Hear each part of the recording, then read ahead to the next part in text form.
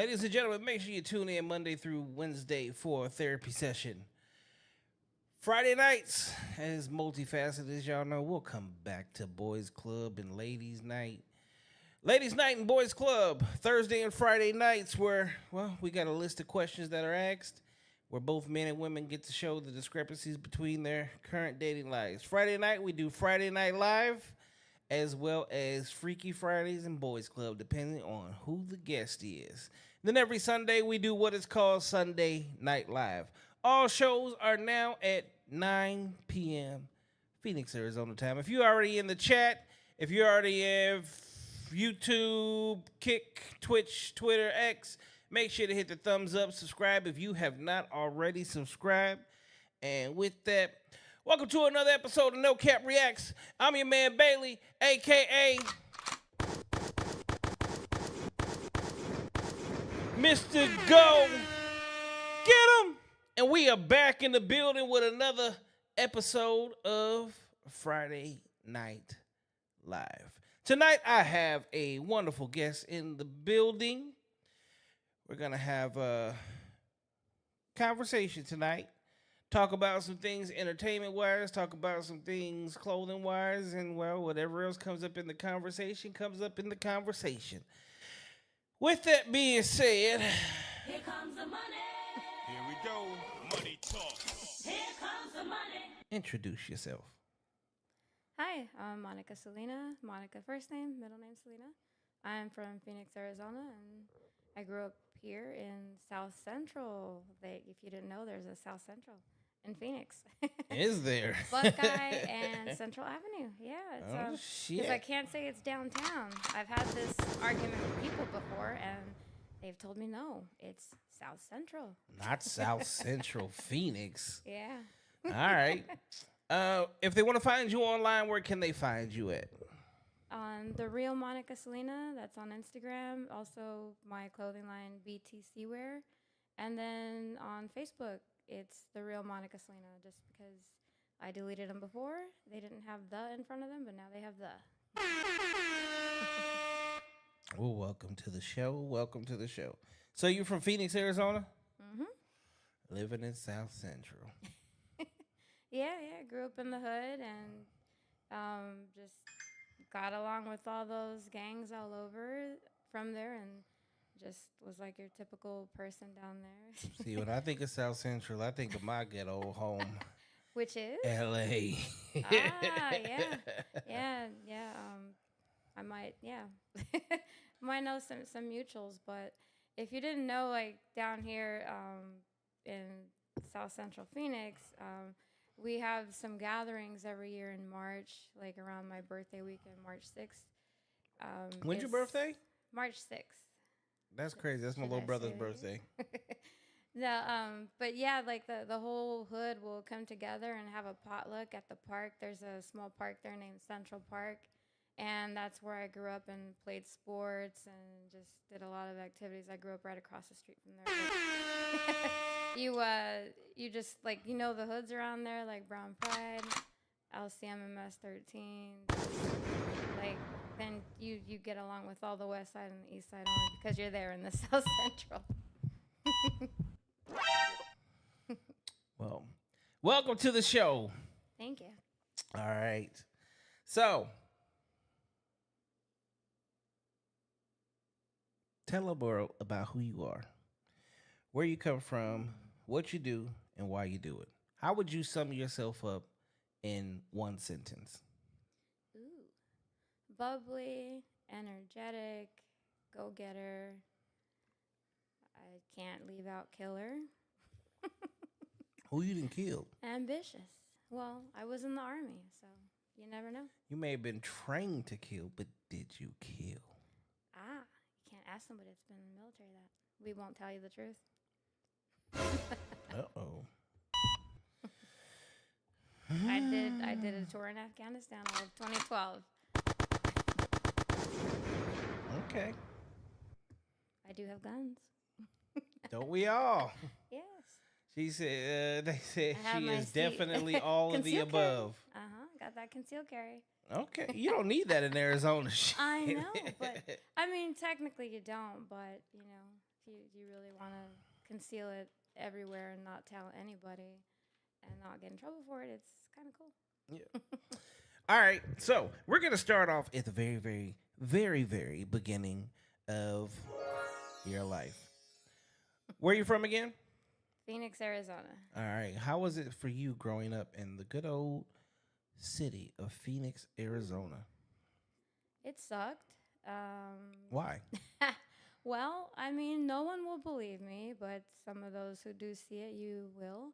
Um, I was born in 1982, right? We didn't have these sweet phones and ways to connect, right? You had like the home phone, you had your pagers, you had sometimes the next The payphone. Yeah, the payphone. See, you jumped all the way to Yeah, flip you wanna phones and ask? Nextel pagers, okay?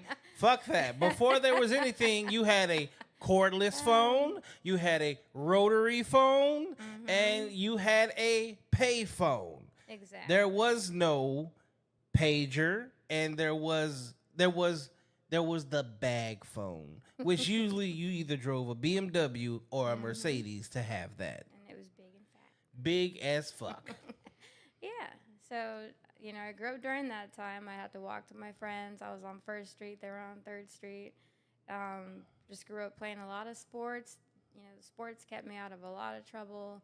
I did a lot of softball. I'm not tall enough now, but, when you're young, you don't know. Basketball, volleyball. I did some soccer, archery. You played sports when you was kickball, tall enough for all your everything. same height Exactly. as all your friends. Then you figure out, I can only do one sport, softball. I'm at the same level as the ball. I can never miss.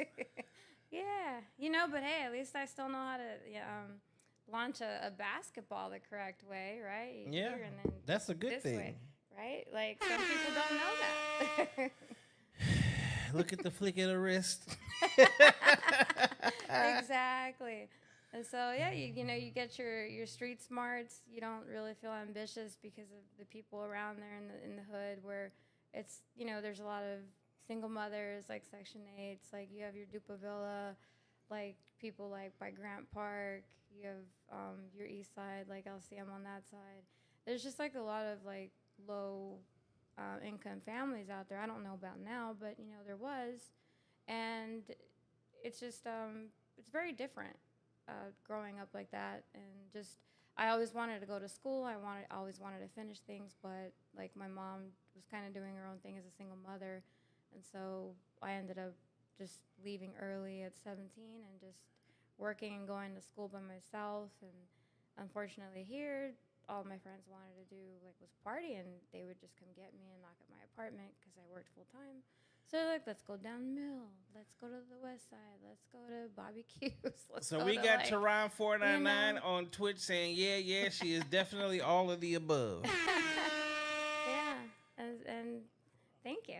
All right, so younger years, okay, like before your teenage years, what were you doing in the mighty mean streets of South Central Phoenix? Oh man, witnessing a lot of drug dealing going on, trying to stay out of it, playing sports. I do remember I kicked this boy in the nuts really hard. He fell down and he shook. Oh shit, you was one of them girls. Now you realize, wow, all they were doing was flirting. But yeah, I kicked one pretty hard, and as he went down for like 2 minutes, and I ran, and then because I lived right across the street from the park, I was still able to look out the window, and he was still down there. I felt so bad, but I was Trying one to of stop those. that kid from having children. I don't know. Okay. Grayson said evil angel.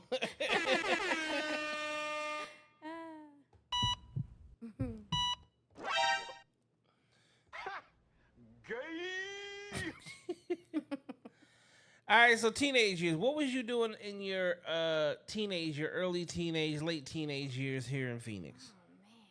Ooh. I was sneaking out of my window, hanging out with my friends and guys just because my family was so strict. They wouldn't let people come over. I had to get up, go to school, come back clean. Saturdays was cleaning. Sundays was catechism and church. And So Latina, right? Yeah, and so then I got caught sneaking out of my window so much that my mom had to go and get like these bars on the windows. You can go check out that house. We don't live there anymore, but go check them out. The bars are still there. Good job, Mom. Good job. Trying to stop her from. Don't get pregnant. That was the number one thing. It wasn't like, oh, you're gonna get killed and Okay, so kidnapped, so don't when get you were pregnant. sneaking out, what were you doing? Were you stopping yourself from making sure you didn't end up pregnant, or were you going right into it? No, just hanging out with friends mainly. Were your friends guys or girls? Half and half? Half and half. Yeah, I would say though, you know, yeah, I did flirt with boys, but that was never the intention. Just because, like I said, I never got to hang out with friends after school because they just wouldn't allow that. So, you know, you like you keep your child so like locked up like that. You know, they're gonna sneak out in order to go like have the fun that they want to that you just don't let them. But no, I grew up with the older brother, and my mom actually, she baptized two other boys that were living across from us. And people that are from here, if you do know like the party crews, my godbrothers are like one of the people who made a slap-a-hoe Oh shit. from like party crews from back in the day. And then my older brother, he used to DJ a lot, so he's DJ Teaser. Used to DJ at like the Dome and the Ice House, all that. Where like all that Sammy the Bull and all those drugs, like they got caught in. So I just grew up in the music industry, kind of like a younger age, with brothers and friends, and just being a tomboy, learning all the like, oh hey, do you like Wendy's? Wendy's nuts hit your chin.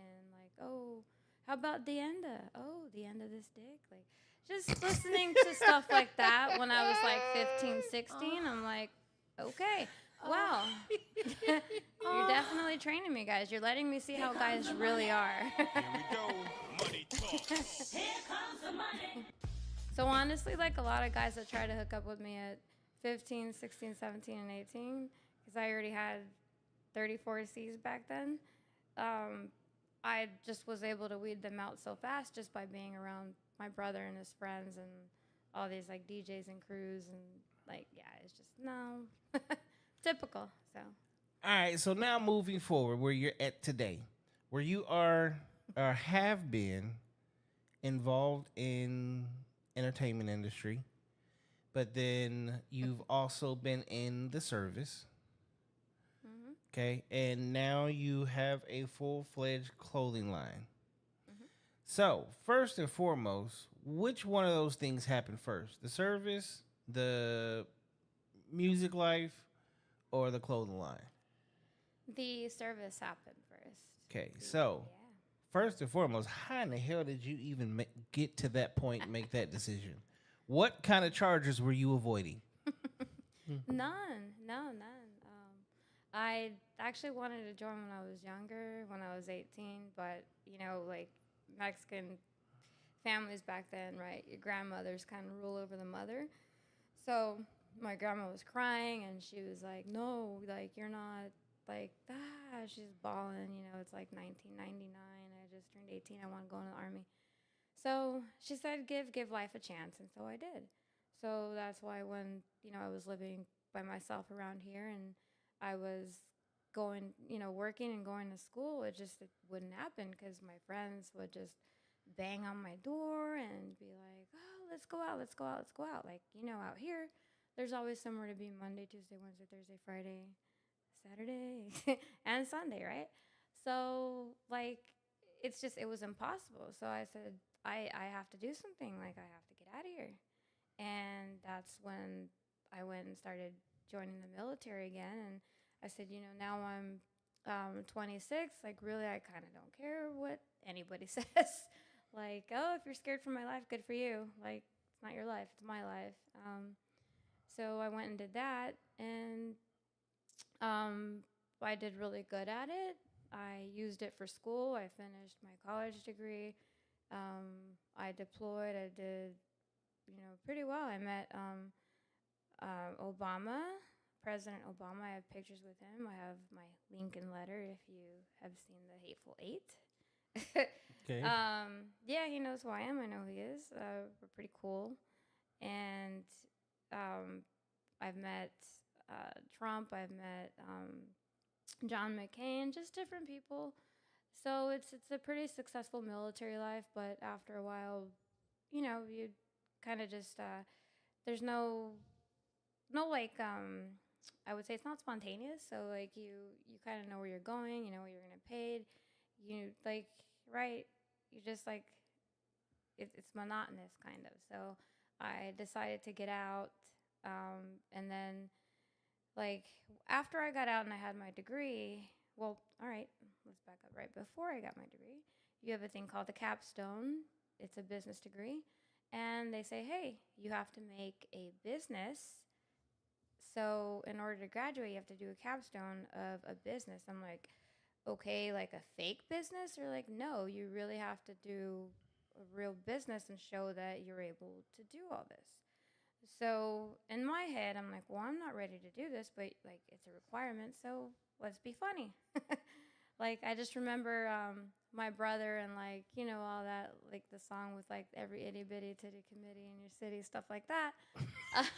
I was like, well, what about the big city committee? Like I remember getting quarters thrown at Central High. From the second story, like people used to look down at me and my other friends that were very well endowed. They used to throw quarters in there, and it got to the point where sometimes we relied on these quarters to like buy our bagels and like certain things and breakfast, because everybody used to just throw quarters. And the thing was like, oh yeah, you're a freshman, but you don't get pennies because you have big boobs, like you get quarters. So I said, what about the big titty committee? And that's kind of like where it came about. And then a little bit after, yeah, I just said BTC, it's not all about tits. So what about the booty? So now I added booty thick committee. Oh. Oh. All right. Shit. Yeah, it was a joke, but hey, people like it, and a lot of people just are talking about it. I did find this girl in the UK. She doesn't like do a big titty committee thing all like that, but she did an episode like what it feels like to be a part of the big titty committee. And I'm like, So then I did see another artist that was out interviewing these girls saying, yeah, what does it feel to be a part of the big titty committee? So I'm getting all these curious things online as I Google them. You go to Etsy, you go type in big titty committee, you go everywhere. Like, yeah, it's out there. Okay. So, in the service, you were good at it. Okay.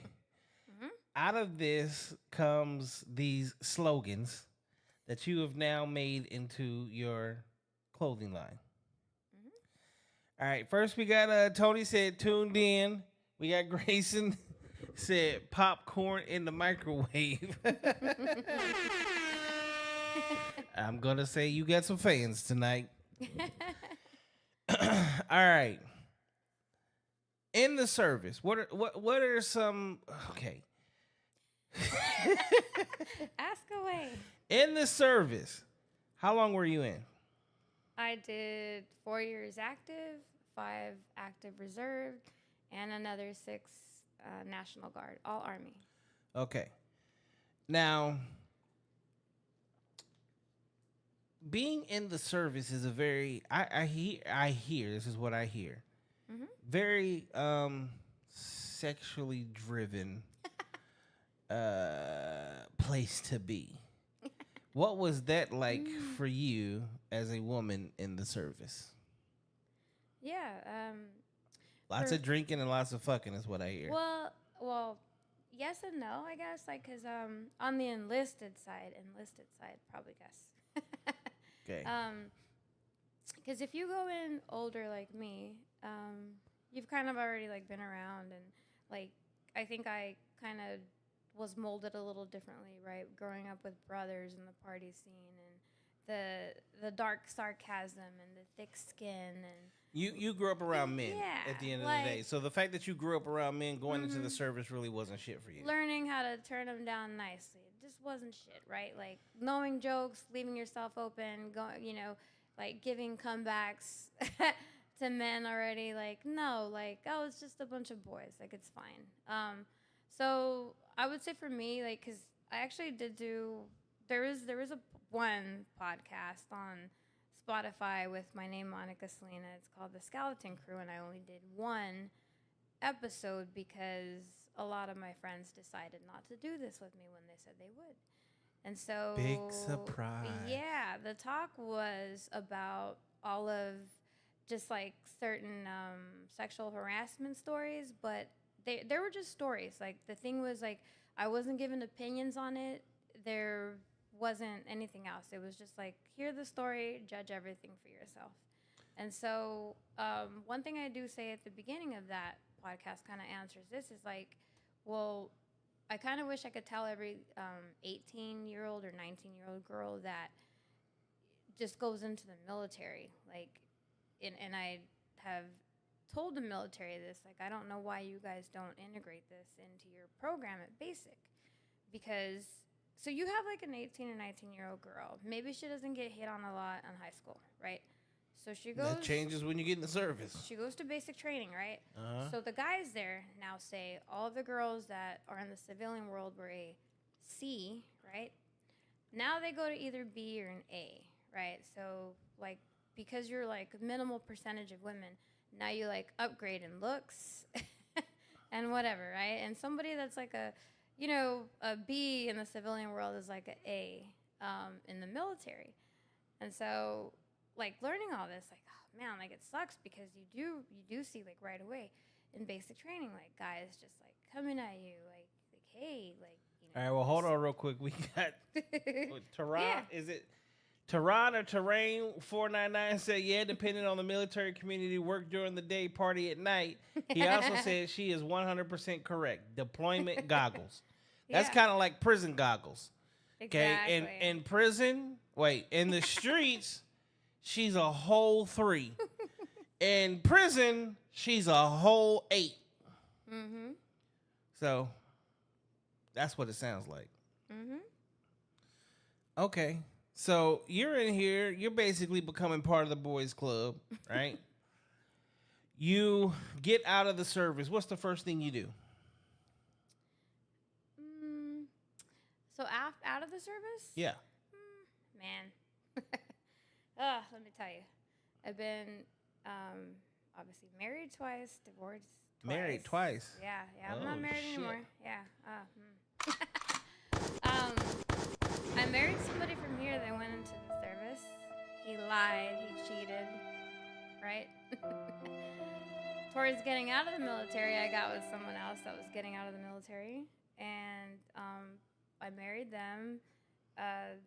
Kind of went with them and went to a horrible place in Indiana, Terre Haute, Indiana. If you ever been there, Nope, can't say I have. it's like Walter White's in there. She said Walter White. Yes. Oh yeah, ask away. Like I don't watch chick flicks because I feel like they make men seem something that they're not. So like a lot of girls that watch those kind of have like. What do you mean by make them something that they're not? Elaborate on that. They have okay, so like especially the one where like a girl gets mad and she walks away, like you see a guy just like, oh, he just regrets it and he runs out after her and he's like, oh, I'm sorry, come back. Like, Yeah, we don't do that. exactly. So this is We're what I not mean. even. See, That's what I can mean. agree with you on this. Okay, There's a so lot of, I'm the like- king of chick flicks, but chick flicks make men seem like very, very emotional. Exactly. And then when you watch movies like, I don't know, Forrest Gump, The Notebook, it's like allow her to be the biggest hoe in the world, but I'm still gonna take you in, baby. Like you can do no wrong. That gives false hope to a lot of women, okay? Exactly. Because I mean, there are really, first and foremost, is that really a good guy? Or is it the fact that he waited for 30 fucking years of you going out and living your best life, and you mean to tell me he was so good that nobody else picked him up? Or he was really that bad, ugly, he wasn't shit that nobody picked him up? Or he was so in love with you that he was just waiting on the sidelines? Either way, all of the above. Is that a man that you would really want, personally? No. Thank you, because he Settling for brings less. no value to you. Yeah, and so like what I'm getting to in those relationships is, you like I just ended up meeting these guys that portray themselves to be something that they're not, because me growing Hey, up they with do say when men lie, women buy. growing up with my brother and like friends and like partying, like, okay, so here's this debate I have, like, especially even with my current boyfriend now doesn't like debate with me on this anymore, but so because if a girl is out until 5 in the morning, 6 in the morning, it's because she slept with somebody and had sex and came back. Like, that's what a lot of guys believe.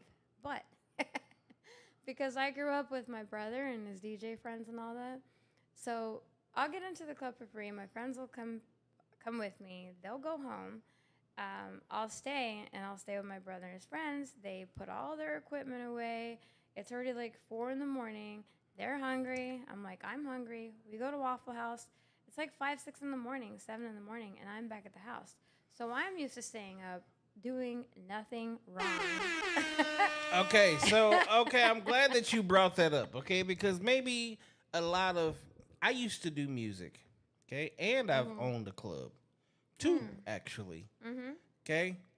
And that's something that, see, I think a lot of women think that if you're in a club or at a club or you're working at the club, that when it closes at 2 o'clock, like, you're going to be home at 2:30. No, the DJ has to tear shit down. The bouncers, the bar backs, and even the bartender. Gotta wait for your money. Everybody's got to clean up Yeah. before everybody gets paid. Exactly. Gotta wait for your money. So while that's happening, it's usually the owner and the manager, or the manager and assistant manager, if there is one, or just the manager, who's really taking the money from the front doors, taking the money from all the cash registers, and anywhere else where money potentially may be in that building. And of that money that is made that night, that is actually how everybody gets paid. And people don't really understand that. And then after you pay everybody, like, whatever's left, like, ooh, this is my profit. Ooh, congratulations. And yes, because in most cases, the entire night, everybody's drinking. When you get done, you are hot, sweaty, and hungry. Because in a club, when you're working, whether you're a bouncer, whether you're a bartender, you're the you're the only people in the entire club that don't stop moving all night. So when you're done, you're ready to go eat. Yeah, well, recently I've had my other friends my age. They, oh man, they like to party. And I only go out with them sometimes. But this is another reason why people stay up and don't have sex. They will go back to their house, and that's when we can actually talk and I can actually hear them, right? Because you can't talk to your friends when you're in a club. Like, all you do is smile and whatever. Or you're like But screaming in an ear. you do have to understand something though too. What you're talking about, and even what I just talked about, is not the majority. Exactly. Because of your girlfriends, we already know there's the one that she knew, well, she's going to be there while they're getting ready and all that. So she went and got it in, and then she met you at Waffle House. And then went back to the girlfriend's house and act like nothing happened while her boyfriend was at home But asleep. does she clean up nice, though? Because then you could see, like... It's a different thing, right? Well, it all kind of depends, because it depends on what she's wearing. Because she may not have took shit off. She may not have laid nothing down. All she had to do was pull up the skirt the extra 3 or 4 inches, and she already wasn't wearing any underwear. I guess, yeah. Depends if he was the one hitter quitter, right? Like, Exactly. 1 minute man or something. Or even he could have been a 10-minute man. Shit. Just no work needed. I guess, right? But yeah, it just for me that was the whole like thing with men, you know. But like because they pretended to be somebody that they weren't. Later on, elaborate on that. Give me the pretend something that they weren't. They pretended to be kind of outgoing like me, but I'm not 100% outgoing. Like not even. I mean, I wasn't then, and even then, not now. Like, but right, you call it. You're like a half and half. Like you get that little hair up your ass, and you want to go to the club. You get bored, then you want to stay home. Like you go back and forth, back and forth. So that's what it's like being like a bit of a social bird. And like I got with one person, and right away he portrays to be like that, but then he's not. You come to find out later on that that's not what they're not like me. And the second one, the same thing, but that one got even worse because then I'm like, oh crap! Like I'm like with a racist person in a way, because I'm deployed over there, and then I get back in Virginia Beach, and I'm with this guy, and we're bar hopping over there on the beach. And if you've ever been over there, there's like these small clubs where you have like I think you can hop around. It's like They're bars. Those are not clubs. Those are bars. Yeah, like little dive bars, like hip hop. It's like meal on crack. Exactly, and you have like I don't know, rock, alternative rock. You have techno and all this. So like we're hopping, and then I'm with like a bunch of friends, just like all kinds of ethnicities of friends, and like just my guy. He's like, he said doing the Atlantic Boulevard crawl. I don't feel comfortable here. I'm like, what do you mean you don't feel comfortable? And then he's just like, just because there's like too many black people. And I was like, looked at him, and I was like, my eyes opened, right? And then I go and tell my other best friend because she's black, and I'm like, what the fuck? I'm like, this what the guy's fuck did gotta he just go. say? This guy's gotta go. Like, you don't feel comfortable in a small like dive bar just because it's like a majority of a race, like. This is not good. So yeah, it's just like it's different things. Like people just portray themselves to say that be somebody that they're not. It's like why go through all that effort just to get laid? Like jeez. Because in the pursuit of the poo cookie, as a man, see, you know, see, you have the cookie, right? I want you to think about this. At your age right now, today, how many men have hit on you? Correct. You can't even count. Right? Okay. Now I want you to reverse that. In your age, how many men have you hit on that really you just knew you just wanted to fuck? I feel like 4, maybe 5. Yeah, 4, maybe 5. That is the experience of the existence of a man, okay? So you probably have thousands, if not 100,000 or hundreds of thousands because you've traveled, you've been around, you're an attractive young lady, okay? Well, yeah, and then the men, right? Like Thank you. So you every have like 1,000 girls, you say the same thing to. At least like 5 of them are gonna. Like, Thank you. We play the numbers game, okay? You play you are a guaranteed lottery winner on a regular basis. Cause you could be like, don't want that number, but I want that number. Don't want that one. Give me that one. That one. Give me that. Nope. Yep, there you go. Nope. Yep, there you. Yep. Mm-hmm. You get to pick and choose. We don't. It's the total opposite of that. So as men, we literally have to shoot our shots every which way but loose to hopefully get it. Which is why it's funny. Like when women are like, "Oh, he's a cheater. He cheats all the time." I don't think no. See, in your head, he cheats all the time. And usually, when someone has that thought process, I gotta question them a little bit because I'd be like, maybe it's you cheating all the time. See, in your world, you got dicks being thrown at you all the time. Imagine you standing there at a hot dog throwing rally, but all the hot dogs are being thrown at you. Now we're going into something else because so the one that was cheating on me when he took off because he went to the Navy and I went to the Army, and then in his Facebook clearly there's like girls in there. Now hold saying on, that there he is did a cheat. difference. Now Or I I'm gonna did it. say, now there is a stark difference. First and foremost, you put a man in uniform, okay?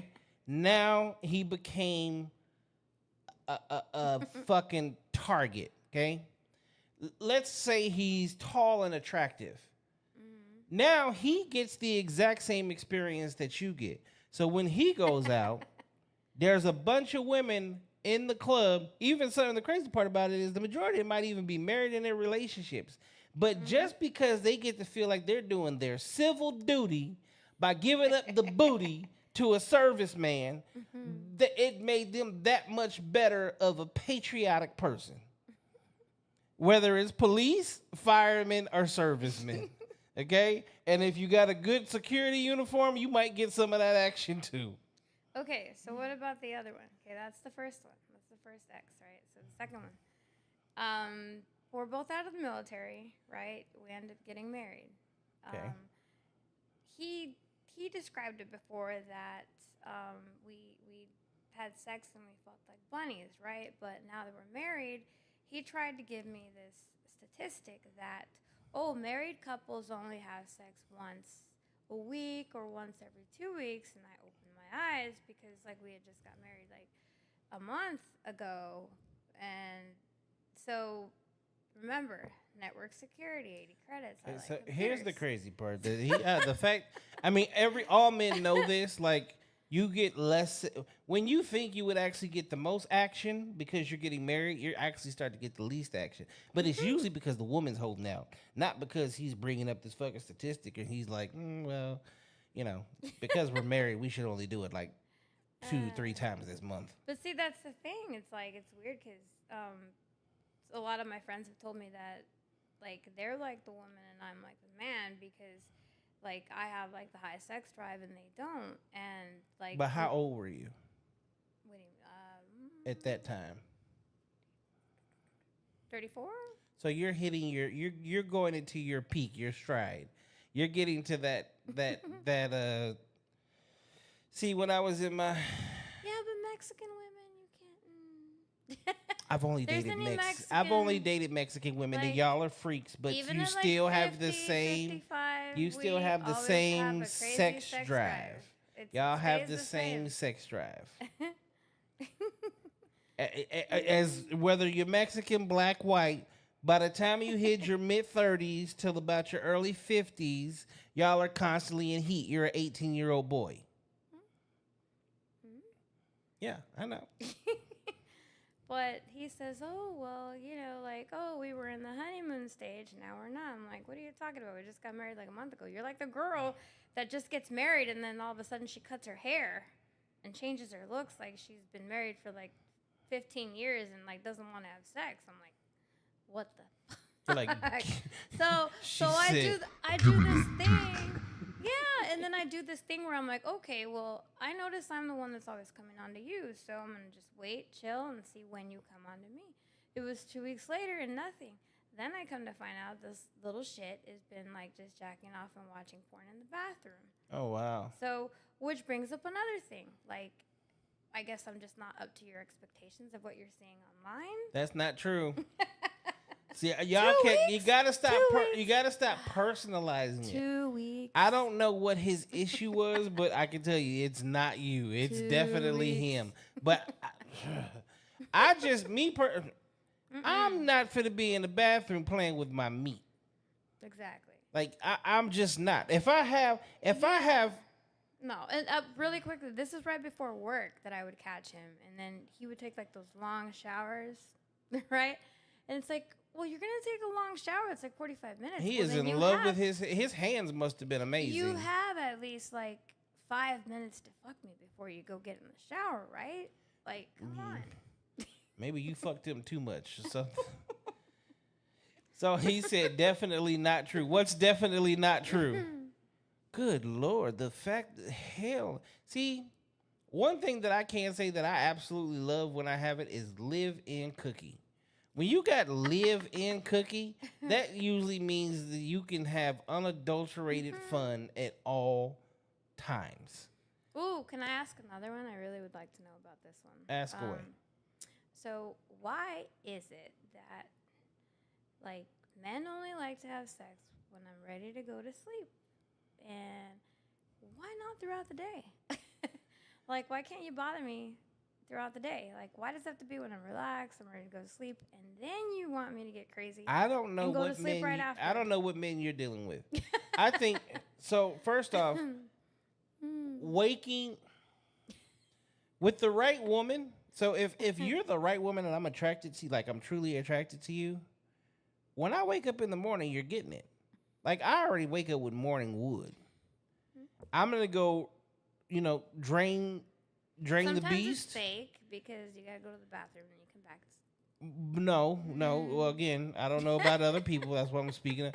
I'm gonna go drain the weasel, but when I come back, like I gotta feel the tub, if you know what I mean. Okay, and then there's nothing better than a nooner. Like I've loved it when in a relationship. 9 times out of 10, I don't really care if my woman works or not. I make sure everything is taken care of. So if I can come home and have a nooner, or if I can be like, meet me in the parking lot, it's going down. I don't get it. And then, yeah, when I come home before I go to bed, like, well, not even, see, I don't know. I can't really, it's hard for me to have this conversation. Because I'm the type of person that typically I like to go to the gym from 10 to midnight. So if I actually have someone, you're my pre-workout. And after preferably if you come into the gym with me, when we get out of the gym, 9.8 times out of 10, we're never making out of the parking lot. How long though? Like how long? What? Like does it matter how long you've been dating this person, or if she's with it, she's with. Are you talking about someone you only seen for like? No, months, this is 2 somebody. months? This is like initially this the conversation where I said this is living in. Like she's living. Mm-hmm. If we're dating each other and you're first and foremost, if we're dating each other and you're around that much, fucking thank God. Like where the fuck did you come from? Because most are just not around, and most can't be that active with it either. And then you have the situation like sometimes it's a quickie, and then sometimes it's like I'm tearing that ass out the frame. You finna take this for the next 30, 45 minutes at least. Like we're finna listen to a whole album. It depends. But in a relationship, like I'm there nothing but long-term relationships. Shortest being 4 years, longest being 9 years. Literally 7, 6, 4, 9. So if you're with somebody for like 2 years, let's say. If I'm with you for 2 years, how often do you have sex? Once a day, twice a day, once a week? how much can she take it? That's the thing. It depends on how much she can handle. And I understand that in a new relationship, sometimes you got to break her in. She got to get used to it. And then there's women. See, I hate where I have to interject and like throw me in the situation because I hate doing that. But there's a lot of women in the world that are like, I can't keep a man that fucking can keep up with me, blah, blah, blah, blah, blah, blah. And then they meet that man and then they're like, okay, well, I'm sorry. I shouldn't have opened my mouth. Yeah, you probably shouldn't have. Shut the fuck up. I won't say more just because, hold on. Yeah, I'm not he said, I know when she was in Jacksonville 2 years ago, she had a stadium looking at her. So she still has it laughing a lot. I've known Monica for years. She knows who this is. Yeah, I was in Jackson for the 49ers. I like the 49ers. I'm from here, but I like the 49ers, and I can tell you if you really want to know why. So he said Steve. Oh, Steve, yeah, Steve. He's almost out of the military. So there's all men are not created equal, okay? And I think that a lot of women do but don't understand that too. And that's also you have to find that person that is willing to meet you in the middle. Whoever this guy was, I'm sorry, but I don't know. There's I enjoy like the physicality of what can happen between a man and a woman. Now however though, does like So masturbating just won't do it. does the does I recently saw that one movie, what is it, Together? It's a really silly horror movie, right? But so this woman becomes like real in the couple, she becomes really like masculine, or like the man of the house, lady of the house, to where she's like, you're not responsible enough, you're not this, you're not that, and but then the guy just ends up not wanting to fuck her. And so I'm curious if like that has a lot to do with something sometimes with like masculinity or whatever, because I mean, if you're a masculine woman, like not like that, just I don't think that personality wise. technically speaking, he should. Like, were you always in his ass? Were you bitching? Were you nagging? No, before I never said anything. I never like spoke my mind, but like, you kind of grow through with yourself and like your relationship. Was the sex enjoyable? I took a break. Yeah, yeah.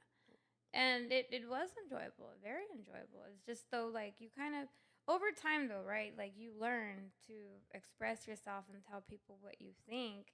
But there's sometimes, see, here's the thing. Sometimes sex can be great for you, but not great for him. Or, like, I've met women where... Mm-hmm. Yeah, but why commit yourself to a relationship if it's not great for him, right? If it's not great for the both of you, there's like, why settle? That's what I'm. That's the thing. You got to kind of figure out like what's in the middle. Like, Yeah. Mm-hmm. something happened, or something was triggered, or something changed, and that's where it. That's really what I'm trying to really figure out is like, I know, what but changed, like, what. But then when you ask and you try to communicate and you try to ask why, or like you really identify like the elephant in the room, like you really like call that person out.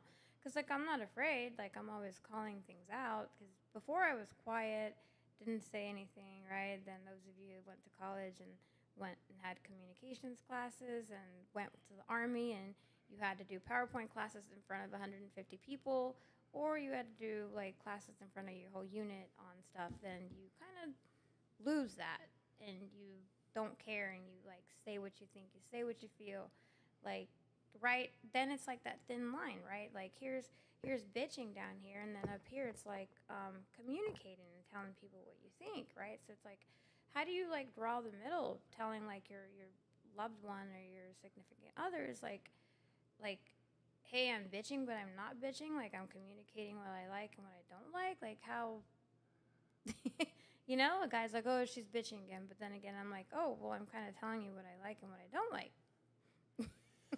So again, it's him. This is where you have to have that conversation with him. Other men can say things, and two, it's hard for you to ask, like, yes, I'm a man, right? But the difference between him and me is our thought process. The difference between him and me is my sex drive and his sex drive.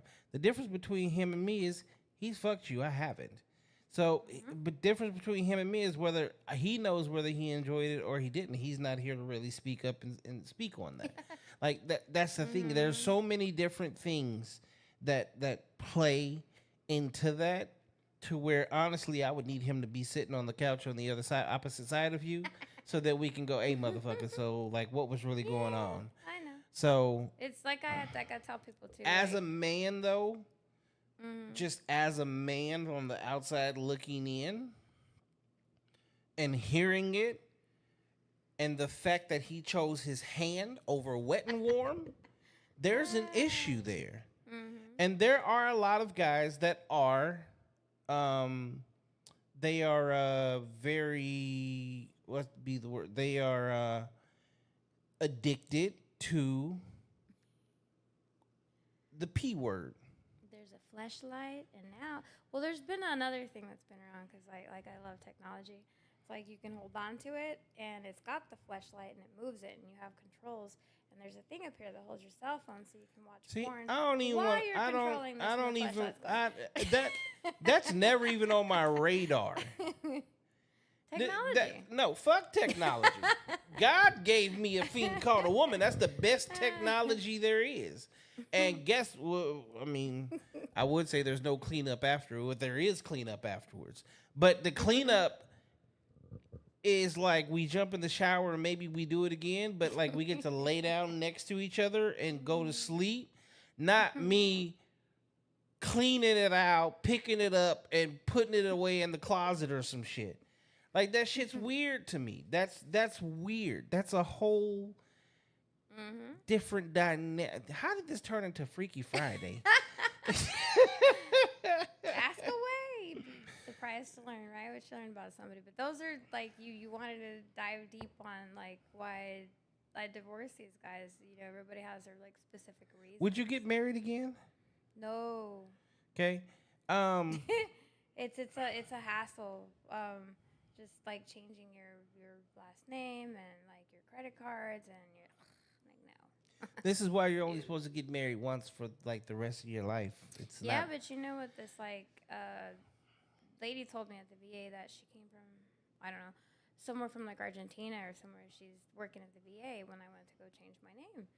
She goes, I don't know why you girls do that here. She says, in the U.S., it's the only place where women change their last name and they make you do this. She's like, everywhere else, you know, Mexico, wherever, all these other countries, you don't have to change your last name. She's like, this is nuts.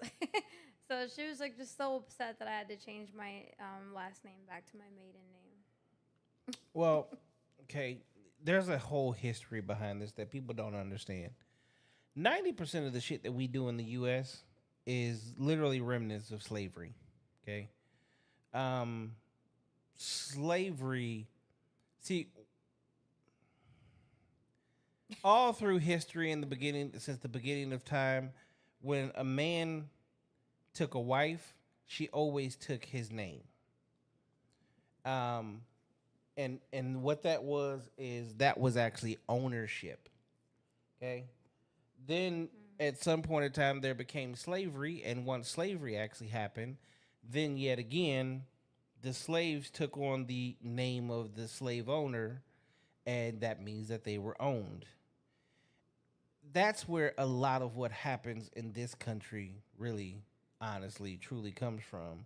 Two, it also showed, well, who you belong to, which again is Hence the last name of some people. correct. So that's where that comes from. So understandable. Now you've So been no. married twice. Not changing it again. Two failed. One was a cheater. Well, both of them were cheaters. They've One was always just been cheating with cheaters. himself. They've always been cheaters. Boyfriends. All men cheat. All men cheat. I don't give a damn who. I've cheated. I've cheated my damn self. I told on myself. I have no problem admitting to my shit, which is why at the same time too, like I no longer there's no such thing as cheating. It can't be cheating when if I come to you and be like, we're gonna do this thing called polygamy. What do you mean? Well, I'm gonna have a couple of different wives. Utah. So and we're gonna do it this way. But what do you mean? I mean that you're never gonna be the only one. Unless I don't know that sometimes you see a certain person, you're like, you know what? It's just gonna be us, baby. He said, "Utah, laugh out loud." I'm not going to Utah. That is not happening. So here's the thing: you just get married, just not in court, legally.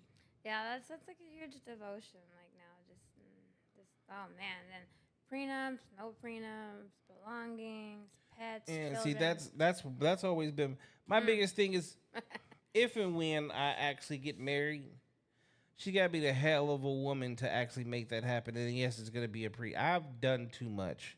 I've actually earned and created something for myself for me to just be like, oh, I just love you so much that I'm willing for you to take all of my shit. Exactly. And I already know that conversation alone, having that conversation alone with the woman is, So you don't trust me? You really Or want to you know can the meet truth? a crazy one, and then you guys break up, and she comes and breaks in and peels you for all your stuff, right? See all these fucking cameras and not the ones that are on I you right know. now. Oh, I love Ring. Yep. Yeah. So, um, the world we live in today. All right. So you have this clothing line. What is this clothing line called again? BTC wear. A lot of people think it's the Bitcoin. Bitcoin, but I always tell people, well, all right, But it's Big Titty Committee. yeah. So BTC, right? The Are you? B Why is didn't you for wear one of your shirts big, today? the T is for titty, the C is for committee. I did. That's one of your shirts that you're wearing. It's a nerd one, so I don't. Let me see if I could. There you go. That's what I get for not actually paying. So I came up with this one because, I used to play a lot of video games before. Not so much now. Still do. I know Steam. I have a PS5. I have the Xbox One, the most expensive one, Nintendo Switch.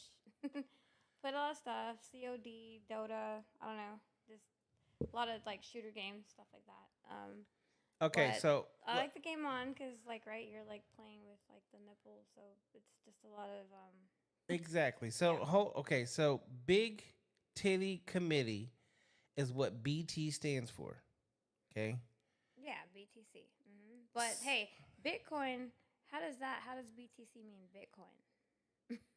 But anyway, Cause it's see B. but then it would just be BC, right? Because it's Bitcoin.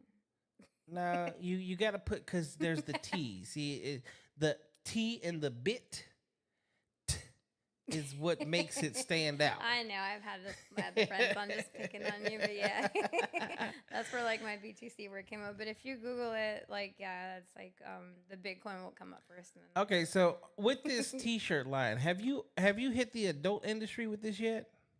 not yet. What about like? Well, there's a bit of a setback, right? Because so when I came up with this in 2014, it was going good, and then yeah, I got with this crazy person a guy, and he started going into my social medias asking like, so I met him after I went into Sirius XM Shade 45 with John Matthews, and all these guys started hating on me. So I ended up getting with this guy, and he went into my social media, was asking like guy cousins of mine if I had fucked them, like just sabotaging all of my social media.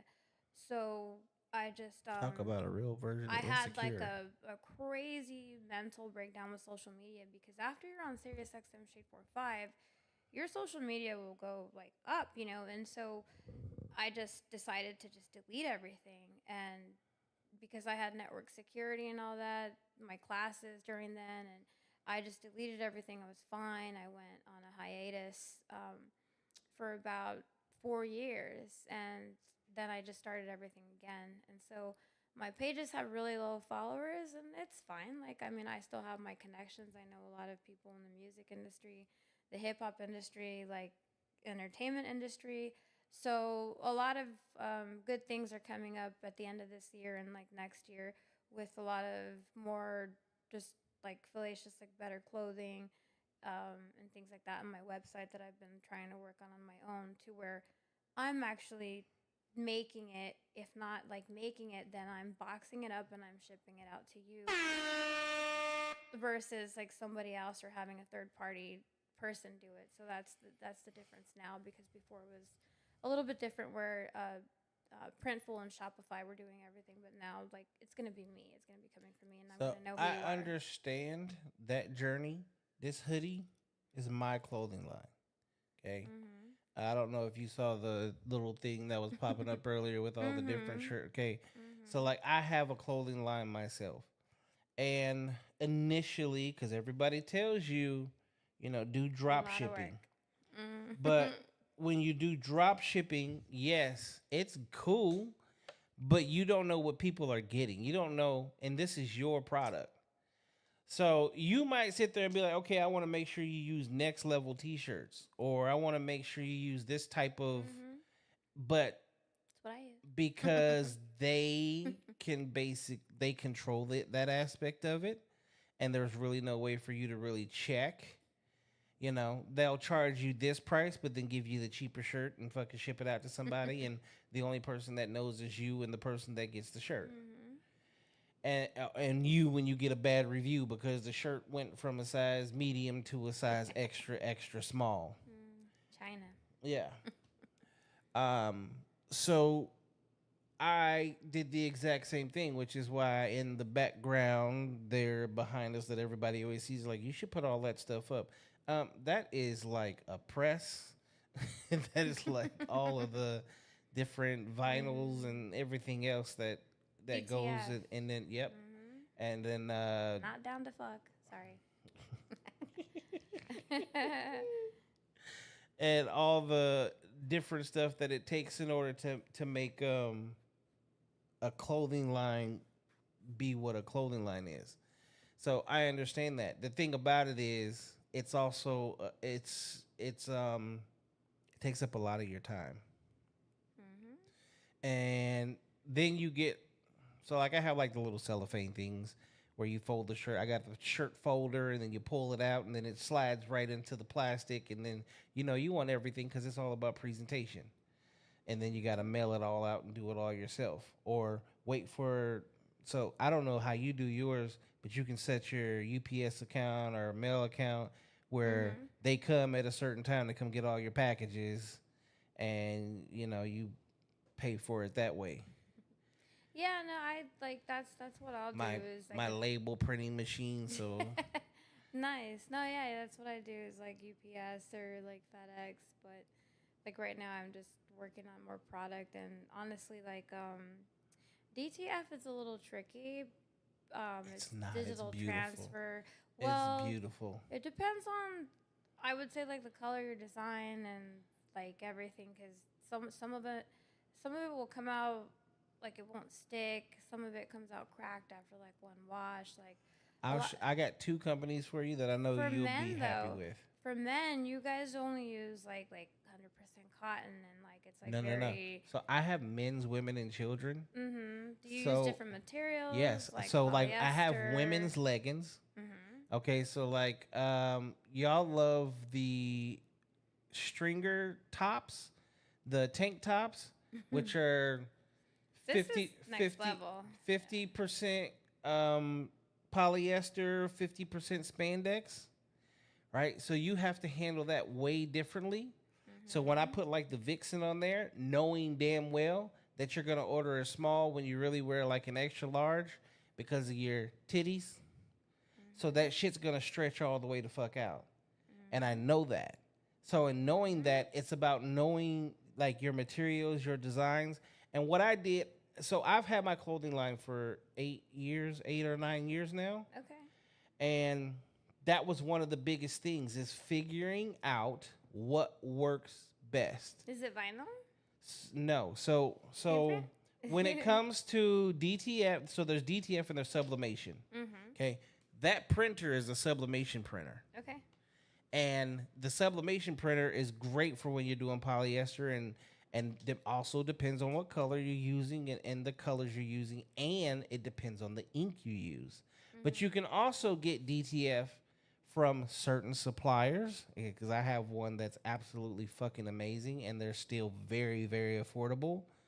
That allows me like all the women's leggings, because we know damn well y'all, especially now in the world of BBLs, stretching the fuck out them leggings, but everything looks like it's supposed to. So yeah, there are different things that need to happen. And yes, I am a firm believer. Next level tees are some of the best tees out there, because my clothing line initially was 100%. That's when I was like hella deep in gym and being a personal trainer and all of this stuff. So guess what? Everybody was working out in my shit. So this was nothing but workout wear, and people went from extra large to nice and medium because of the workouts and the training and all the stuff that we were doing. And that was the real reason for me to do it is, when you go from extra large to extra small, there's those phases in life where Clothes don't fit you right. So Mm-hmm. you want something that you get to grow into or grow down to. Especially for women, though. Well, And that's why I did yeah. men's, women, and children. Mm-hmm. Because as women, 9 times out of 10, your journey is your kid's journey. And then as a man, if you're in a relationship, your journey is usually your woman's journey. So if y'all can look good together, and then there are the whole family where all of you guys can look good together, and Mm-hmm. you're wearing the same thing, but it's not really the same thing. It just comes from the same place.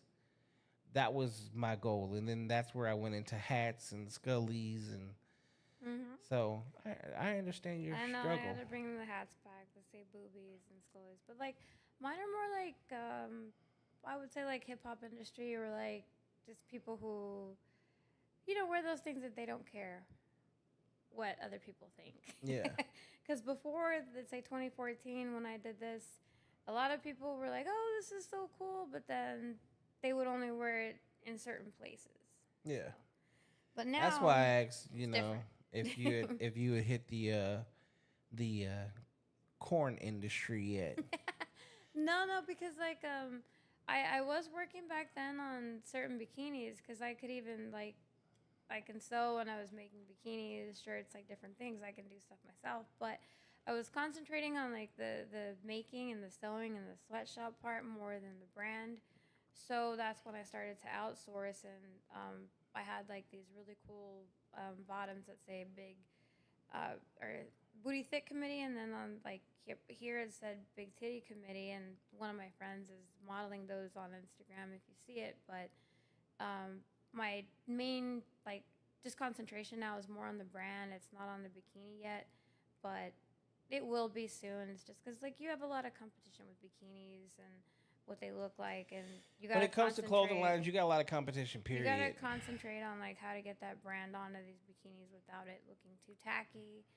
And especially out here, in Phoenix, like you have everybody like doing all their clothing brands at these different type of little Sneaker events. yeah, like or that on a Sunday they stopped at like the shootings and you have like all these like cannabis events and just different Yep. people that I know out here like hip hop events and stuff like it's just like I'm not Marcy paying said, "Make a $15. woman's tall option." Hey, I have a tall woman's option. like would it like the length like Yeah. So really, you what you do is you're just getting the big and tall okay. sizes. Because for me, so like because even at like 15 I had 34 C's, right? And so I have a lot of friends that are very well endowed, whether it's like they altered themselves or not, had plastic surgery or not. And so when you go to the store, regular stores, it's like it's really hard because if you get a large, like the large is large everywhere else except the part that like you have like that small waist, and everything else is large but that small waist. So that's kind of something that I'm working on, that I'm trying to perfect, is like making things bigger, like obviously in the ass part, but smaller in the waist, and shirts that are like nice and tight. And it's always a battle going everywhere, right? Just trying to find clothes where it's like the right looseness up here, but like you want it tight down here. Because if you go to any store right now, small, medium, large, like it just doesn't fit that way. Like unless you go to like BBB or something, you kind of find your stuff. Or you go to LA, you do find like that tight, like stripper type stuff. So Well, so that's where the see, for us, we have to look at the cut. We have to look at, what do they call it? Slim fit, small waist, flared. They have all the different things, and now they have them with the shirts. Where like even for mm-hmm. men, they make the sleeves shorter, which make the arms look bigger. Um, Mm-hmm. they make them smaller in the chest and shoulder area, Huh. Okay. and then it kind of comes out a little bit more around the midsection, but then down at the waist is where it shrinks back. It's like tapered. Now, what's preferred more, this or the V-neck for men? For men, I think the regular, like a regular cut T-shirt, V-necks. V-necks was a thing that hit like what early 2000s to like 2015. But now when you see like nobody's really wearing V-necks anymore. And then you had the deep V-necks. They're trying to bring like there are certain people that try to bring it back, but usually for the most part, they're in like the fitness world. They're in great condition. They're this different like different shape, Yeah, and or then I'd they'll really wear the like to V-necks. find is like those men's like muscle tees like this, but they're like cut all the Yeah, way they're down stringers. here. They're called those are Yeah. stringers. Those are so cool, but they're really hard to find. Like, So they're not hard. I can show you exactly. Again, when we're done, I'll show you some places where you can get every fucking thing under the sun. sweet, okay. Um, they're easy to find. They're just hard to work with. And then again, that goes back to you're now creating a niche market. There's not a lot of guys that can actually wear those shirts. And then for the guys that could wear those shirts, like you have to be able to market it to them. And to market it to them, so like I can show you one of my original models that I had doing for my clothing line, and he was an actor slash athlete. So this dude's like ripped the fuck up, like a little miniature Mighty Mouse. Yeah, me And and you could definitely collab. I have he some of he those. was doing that for me when I first started, and then what I did because I was in the gym like crazy at that time. So as I'm in the gym, everybody's seeing. Then my initial logo was just HP Hustle Fit, and everybody's like, "Man, we like that logo. Like, what is up with that? Like, what is that? What is that? What is that?" It's like you'll see. It's coming soon, coming soon, coming soon. Because I didn't really. And then one day I showed up at the gym in my backpack, right, and I had all these wristbands, and I had them different color for like men and women. So women's has always been called Vixen, and then men's just Hustle Fit, and then you have HP Kids. So I'm handing them out, and everybody's like, "What is that? What is it?" Like? Said, just go to the website. So that's when I built my website, and everything was like coming soon, pre-order, all these different things. So wait a minute. When did you move here? I've been in Arizona for like 15 years now. So in doing that, that's honestly what helped build the brand. And then, I was doing mountain biking, and mountain biking is a whole totally different community. So when I was putting the vinyl stickers on my mountain bike and then on my helmet, and then you have all these different mountain biking people, right? And we all wear like the polyester shirts because they're thin, but they're moisture wicking, right? But I'm wearing like HP on mine.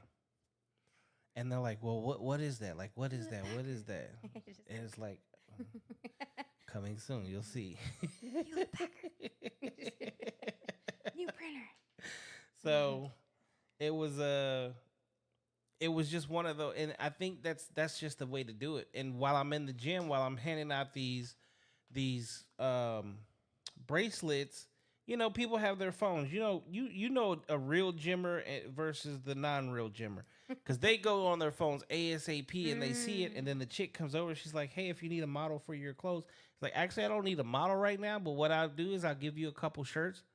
I need you to work out like crazy, wash the fuck out this bitch, and then do that for like 30 days, and then let me know, what you think. Like, give me your feedback." So I was doing that with a lot of men and women. They were basically my testers.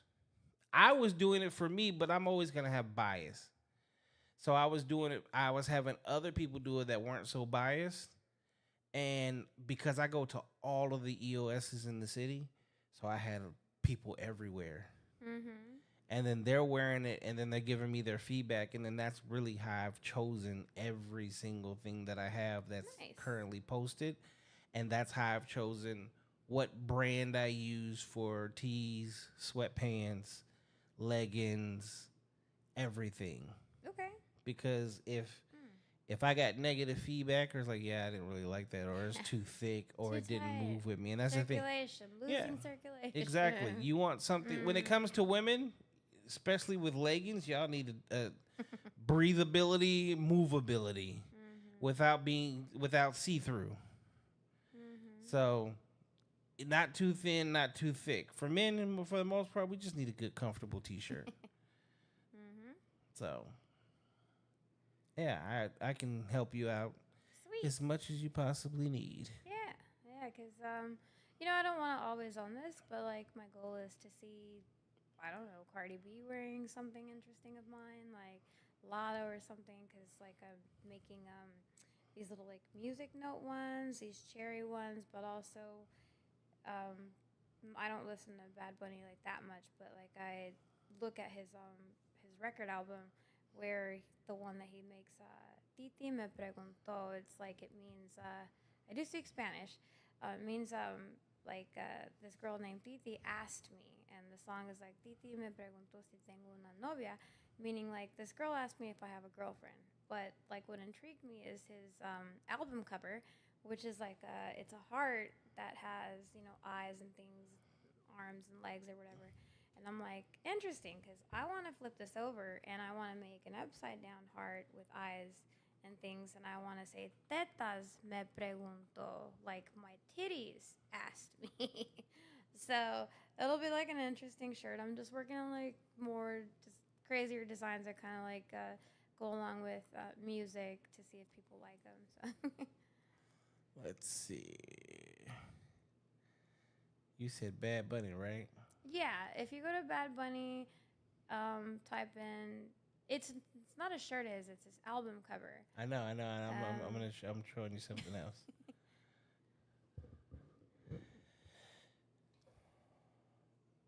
So what got you into clothing? um, Not really anything. I get told you, just starting that clothing line back in 2014 as a joke, like big titty committee, like it was just a joke of a business, and You're talking about this one. yeah, yep. But I want to flip it upside down, and do two eyes and stuff with eyelashes and things. You use Um, Photoshop? I do Illustrator, yeah. Okay. But like, um, no, it was just more of a joke. Like I didn't ever think about um, the clothing, the product, like nothing. But luckily, my grandmother, who taught me how to sew, and she used to make a lot of costumes in my clothes. Like I do know how to sew all kinds of different ways, and I know about material. And then the military, being in the laboratory for petroleum, doing lab stuff. I do know how to mix color. I worked for Sun Chemical for a while mixing colors, and that helps. So I can mix FN ink and different things and like color spectrum stuff like that. So just a lot of things are helping out now with the clothing line that I didn't think of before that I needed, because before it was just like a joke. So where do you see yourself going with that in like the next 5 years? 5 years, getting it out more to hip hop artists, getting it out to a lot of girls with curves, Instagram models, things like that, sending it to them, getting people to actually buy it, like exposing like the brand, like not necessarily BTC, but like people tagging, like hashtag Big Titty Committee, hashtagging Booty Thick Committee. But I don't want to be like 70 owning this. I want to sell it off to somebody younger that can make it better. So yeah. Okay. And if people want to find these shirts, where can they find them at? Right now, you will have to DM me because I don't have all of my product up on my website, but my website is up there, btcword.net. Um, like I have a lot of product that I made. It's just not up on my website yet because I did go to Rhymefest in LA. I do know the owner there, Scooby, and he put me right next to Murs and right next to another old school artist. So like he puts you to a lot of big people there if you take your clothing line there. And I was like such a hurry that I made all my product and I didn't put anything online. I had all this product there to sell, but a lot of it will be up probably like in the next month. And hopefully everybody can order from anywhere, like for guys and girls. Just right now, I just have like t-shirts for guys, and then girls have these tops and like some shorts that say thick. I am wearing it right now. I just don't. I think I'd have to like get up and bend over for you guys to see it. and like hopefully again more leggings and like hats that say boobies and things, and I do have masks that just say like BTC wear on the side.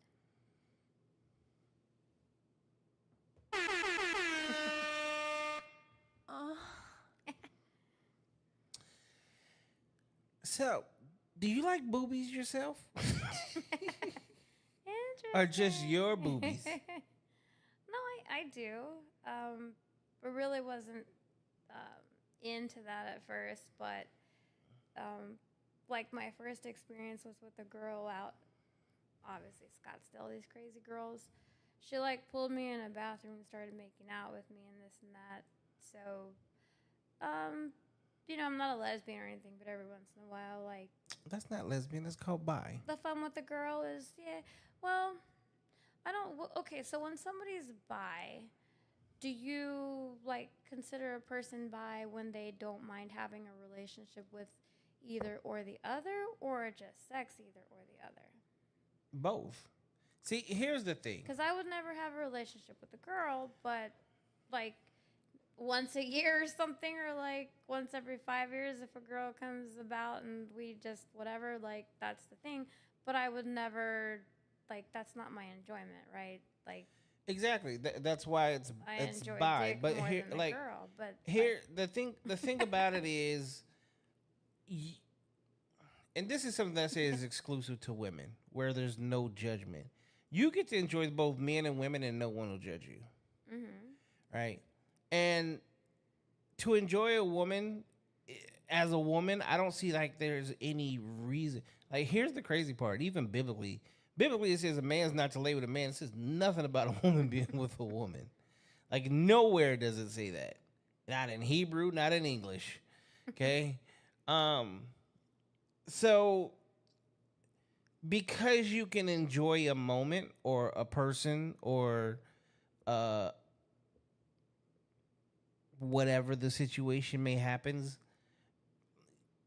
yeah, it makes you bi, but that doesn't mean that you have to be in a relationship with a woman. Like, I was in a relationship with a woman who had never been with a woman, right? And then I introduced her to what it was like to be with a woman, and she enjoyed it. But she would never go out and be in a relationship with a woman. I'm positive of that. well, here's where like one thing goes wrong with like, well, for me anyway, with a guy that like that I did start doing that with, and like in my mind, right? I was like, okay, well, like this person that I'm having in a relationship with,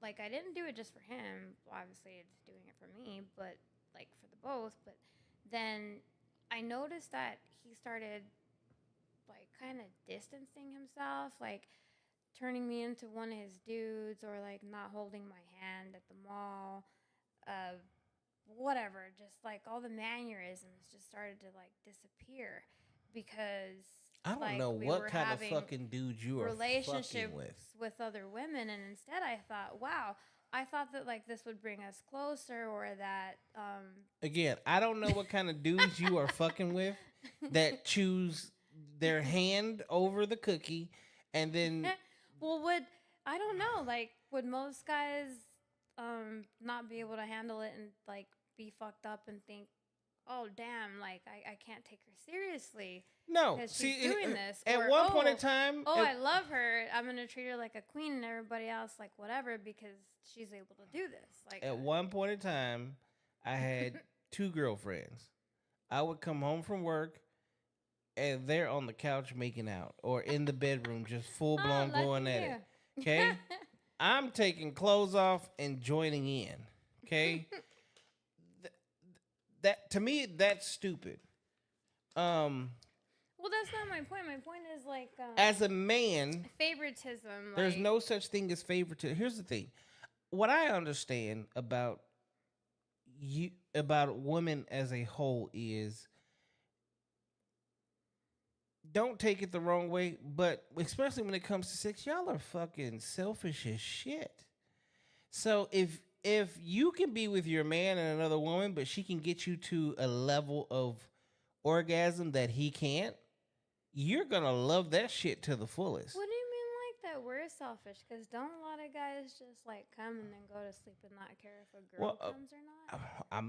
I'm gonna flip that because yes, here's the thing, most men are selfish lovers. A lot of men are selfish lovers. They just come and go, literally. Okay, um, but in that situation, like most women, yeah, will invite a woman into their bedroom because she can get her somewhere that he can't. Like most men don't eat the cookie the way a woman will. But no woman can slang dick the way a man does. So it's twofold. And as a man, if you don't understand that and you take that in the wrong way to where you start treating your girl different, then you better start eating the cookie more and until you get that shit right.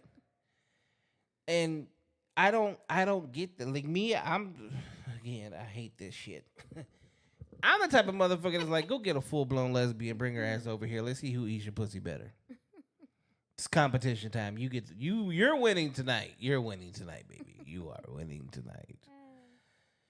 So yeah, I don't know. Yeah, it's like a wormhole. It's a whole different topic for another hour. I don't know who you've been dealing with. You need to.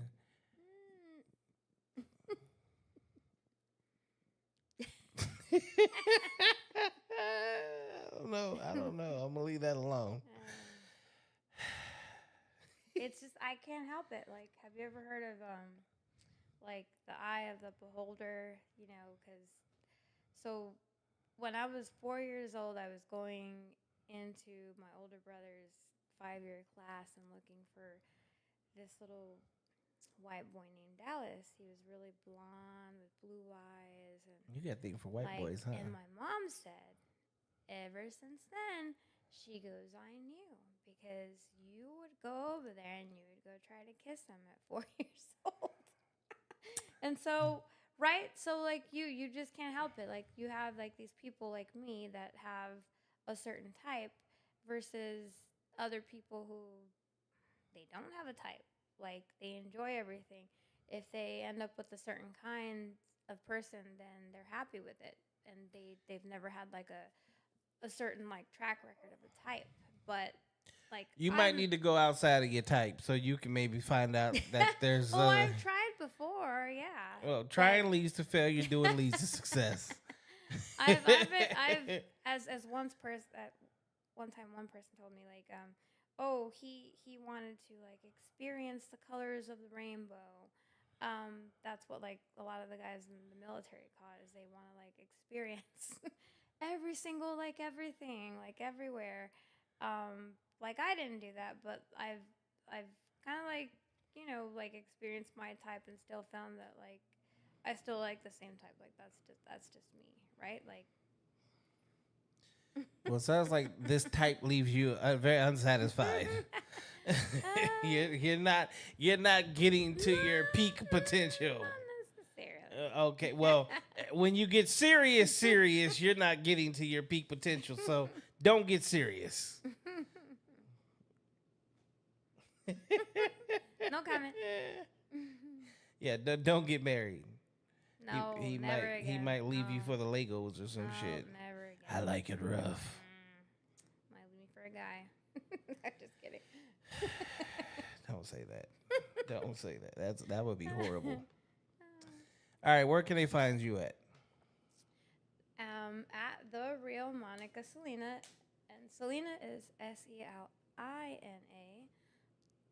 Because Selena is with two E's, right? Like, why would you say Selena that has two E's, one E different than the other E? That's what I tell people. So there's Selena, that's not mine. Selina, so Monica Selina. MONICA SELINA. So what did you think of the podcast? It's cool. It's fun. We could talk for hours, I'm sure, if you like spiral into this topic and spiral into that topic. So I don't put a time limit on my podcast at all. And that's the thing is when the conversation's good, I usually just let it flow. And then it just goes from there. Depending on, honestly, what the topic is. See, I didn't know this was gonna become a Freaky Friday. But then maybe I should have, like, just knowing what your clothing line is.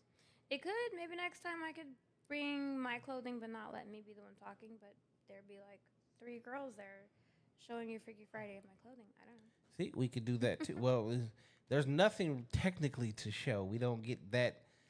I've said at some point in time, Pixels. I We can could, pixel it. I could, we can go live on OF. Do little pixels. We're live, so like it's hard to Howard do the Stern, do pixels, the especially when they asses is gonna be moving. So if they moving and grooving and bouncing around, which you guys usually don't just sit still, those pixels is not gonna hide everything.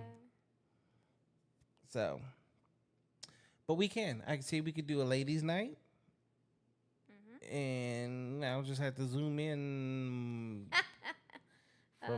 from the shoulders up. Unless one of them has no fans, we'll see. But Oh well, I could easily make it. No, let's not go that route. What would you like the world to know about you that they don't know?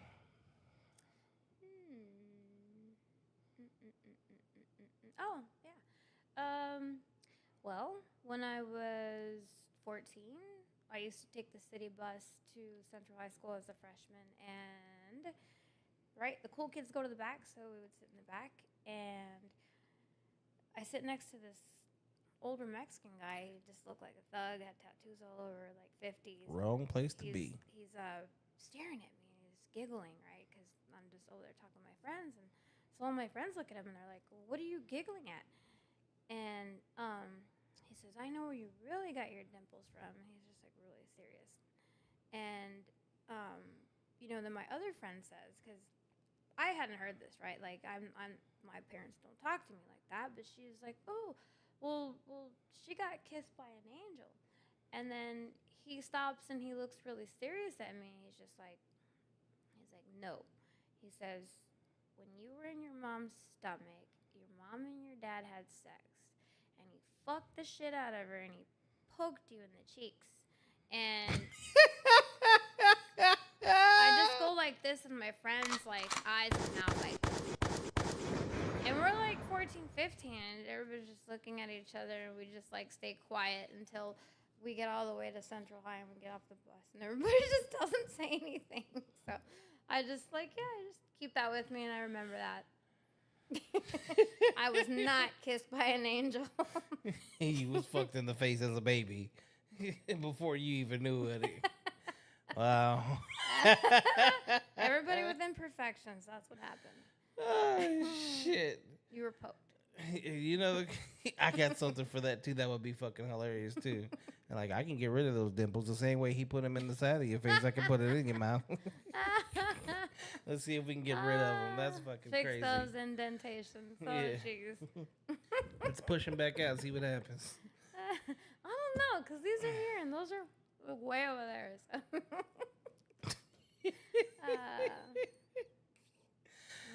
All right. Any questions you have? Me? Yeah. For you? I don't know. How do you like doing this podcast so far? Like, is it? I mean, I've been doing it for 7 years. I love it. I enjoy it. I like it. I love it. I enjoy it. It's a great hobby. This has been a great replacement for music since I stopped doing music. Who do you interview now, or like who Everybody. Do you like to There's interview? no Anybody, such. everybody. I do. You could be an absolute nobody, and I want you on the show as long as you have something to say. If there's something you want to say, and sometimes what you have to say may not mean shit, but guess what? It might be something that someone else hears that they can learn from or get something out of it. And then, when it comes to, there's music artists that are actually like truly pursuing their career and really doing something, then come be on the show. Because I know when before I got signed, nobody was asking me to come be on the radio or come do any kind of interviews whatsoever. or be on there, even the local shows that they had back in the day, because this is long before the internet and podcasts. Um, Whereas now there are outlets where you can allow people, and I get views. Like my channel, we get thousands, hundreds of thousands of views every single month on between all the platforms, all the shorts. Something always goes viral, which causes a moment for a video to go crazy. So I use that to help people be able to grow whatever it is they have, which is why even just browsing through Facebook and seeing you and asking you want to be on a podcast just because yours said clothing line, right? Just seeing things like that. Hey, you want to come promote yourself? I asked a young lady even earlier today. She's a newer hairstylist here in the Valley, and asked her if she just wanted to come on the show, promote herself, put herself out there. She declined, but that's what I do. I don't care if you make cakes. I don't care if you're a porn star. Everybody under the sun has been on the couch and had a conversation. And some of the conversations, a lot of times, I usually let my guests choose topics when we have topic-based shows. That way, someone doesn't get here and we start talking about something they know absolutely nothing about, and it becomes just they look stupid and I look smart. I don't do that. I want something where people actually come in here where we can have a real conversation and everybody can learn from it. Something I really want. I don't know how many people have these kids that are going to be 18, especially daughters, where the whole podcasting I told you from before. The one takeaway I wanted people to learn is that, if you really didn't get hit in high school and then you go there, you have all these guys hitting on you. The military doesn't tell you that, and then you go into your first unit, and all these guys just keep hitting on you, but no one's talking to you. You don't know anybody. But honestly, all these guys either are dating a girl in the unit, or a lot of these guys are married. They have wives on base and kids, and they're all hitting on you. You don't know anything, but you're just excited because everybody's just hitting on you, and this has never happened to you before. And that's one thing I just teach these girls not to fall for that. Wait, investigate, find out who's what is dating who's doing what, before you jump into anybody just coming straight at you. That's the saddest thing I always see is all these girls, young girls, getting taken advantage of at the beginning of their military career, and then they're pregnant by somebody else, and there's drama and just attention is more addictive. They've proven that attention is more addictive than cocaine, which is why women in Instagram, it's hard.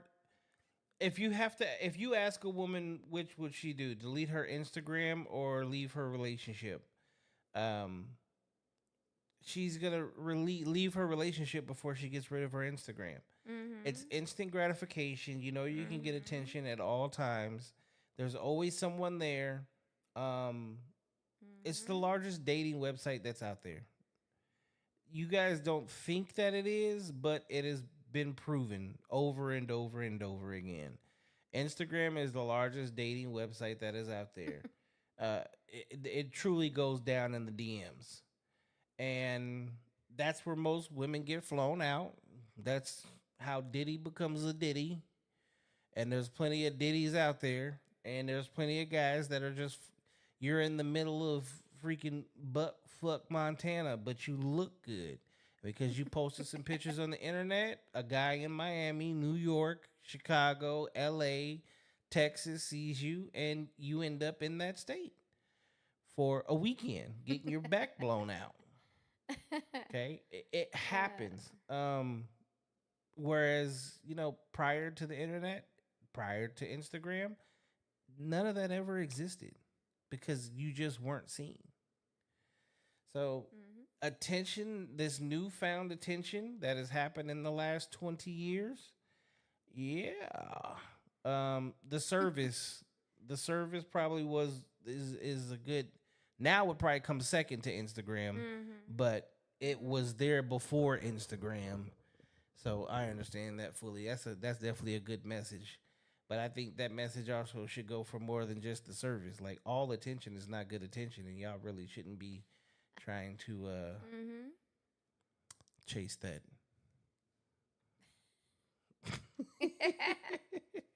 uh, Any other questions you have? Anything else you want the people to?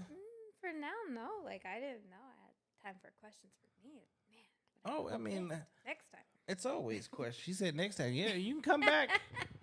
uh, Come on, and when you're ready to like push this thing too. Yeah. awesome. And then even the website. I built my own website. Sweet. So everything you say, if you need help there, I don't know. I do. I wear a lot of hats. I wear more hats than this LA hat. Let's put it that way. So, Awesome. where can they find you at again? The real Monica Selina and at BTC Wear. All right.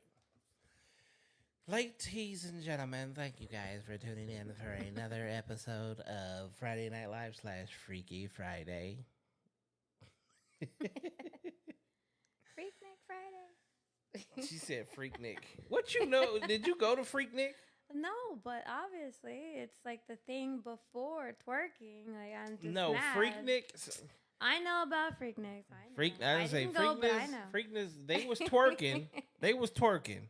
But Well, there's a it's- reason it's called Freak But Nick. they don't call like that doesn't exist at all now. It's like not cool to say that now. It's only cool Well, to so say Freak- twerk. Freak Nick then was literally just that. It was black colleges mainly, but we all came together and I mean as we fuck. We just gonna be real. Niggas fuck. We was fucking. And you had some of the best, the baddest of the baddest, and people drove from all over to go to one city to hang out with someone that you wouldn't have access to. Mm-hmm. And we just talked about Instagram. That was a version of Instagram, but in real shout out to my life. friend Lila Peel. She was out here and she went to grade school with me, and then her mom's other husband was a police officer. He ended up being a dirty police officer, so he was like after her, wanted to kill her, crazy.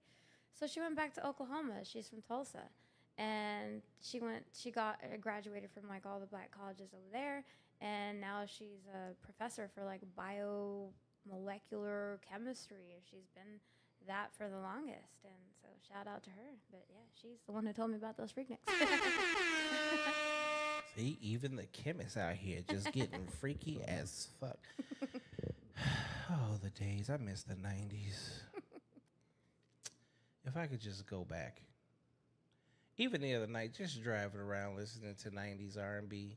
Like, y'all don't even understand. Like, why can't you just have a beautiful woman sitting next to you with fucking 90s R&B playing? Who's your best 90s R&B person?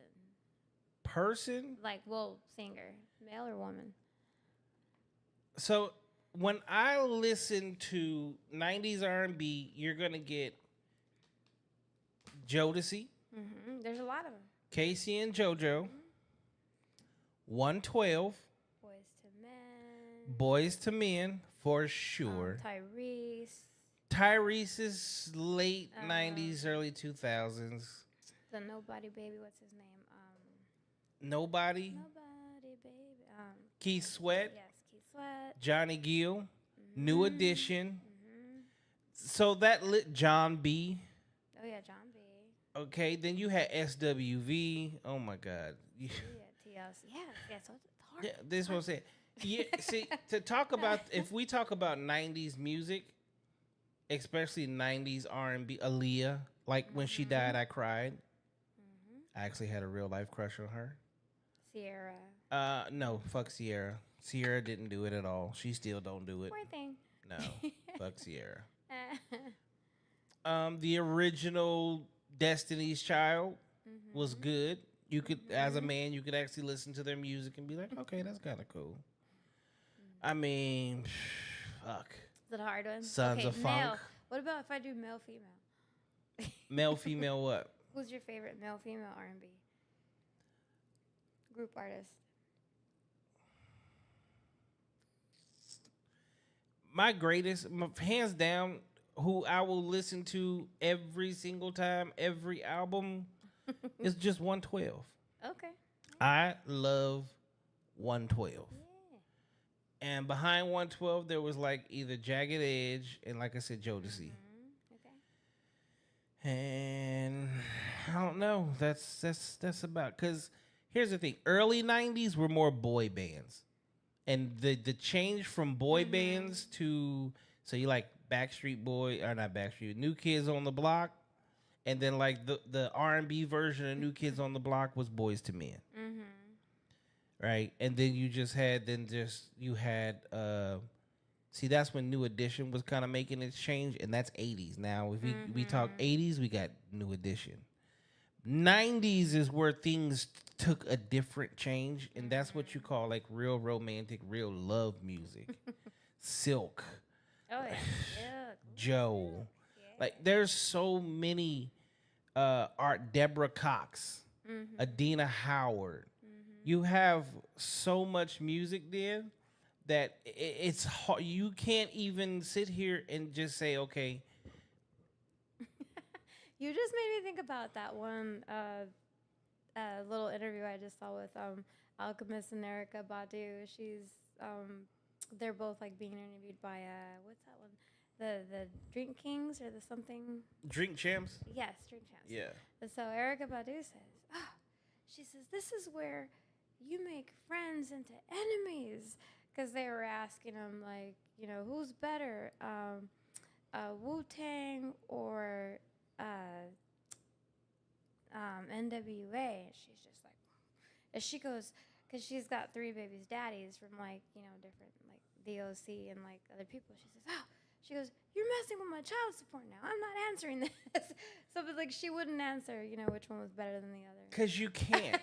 See, NWA, again, that's '80s going into the '90s. It's a little bit different. NWA didn't get the longevity that they could have because of what actually happened, which is also what also truly birthed like Ice Cube and Mac 10 and Dub C and the West Side Connection and things such as that. Whereas on the East Coast, you had Wu-Tang, which Wu-Tang had shit ton of albums, but they gave us ODB, Method Man, Redman, right? You can the RZA's, you correct. There's a few artists that really came out of